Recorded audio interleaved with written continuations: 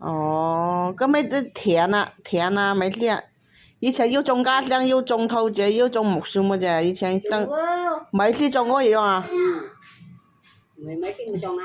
田呢度種谷啊？田種谷啊，種啊，咁咪係跟我用家都好多年用分田地嘅喎。thay trang thành khối. 咁咪個木，thay chủ đấy. 咁咪都係跟7、9、8、80開始分㗎嘛？分嚟嘅。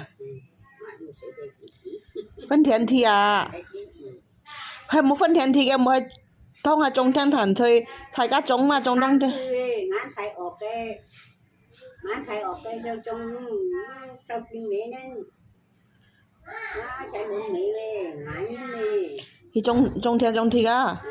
種啊。呢啲嘅業主眼嘢係業主嘅位置啊。哦，所以講分組嘅，以前做工業用25年加種25年，男人去做去搭拿丁啊，分夫去咯個係嘛？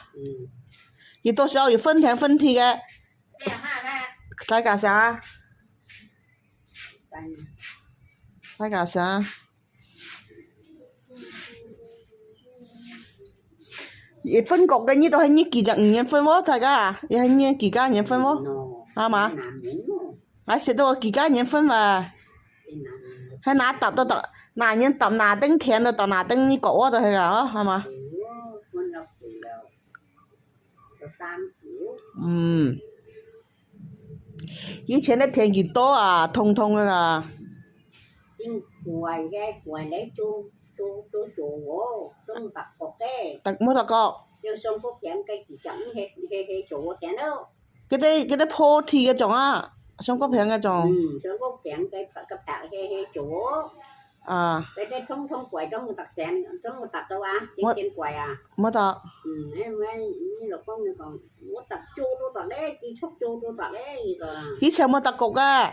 冇等你個咧，你能係冇用配料，係太多錯啊，咪啲呢？就係冇配料落咯，你先試啊。辣灰。辣灰咯，用咪啲灰呀，用啲配料呀。nên đầm này mới vườn rồi kêu.以前我細時嘅，咁我擔啲你橋啊啲糖啊，啲係種菜啊、醃東西啊、啲花啊，你乜要配料？你時間細時嘅跟牙嘢將台嘢放翻算了，到而家開始就話正啫，然後對咗。啊，然就擔上啦，你記得啊，成日我就擔過嘢嚇。你時代係啲糖你係分咯，係啲配料當係啊。係麼？種菜種米啲都係啲料nè，亦擔啲腐乳嗰啲嚟啲揮出嚟都教幾多。啊，分咗嘅咩？等下種得先冇種冇事，對咁嘅咩？係嘛？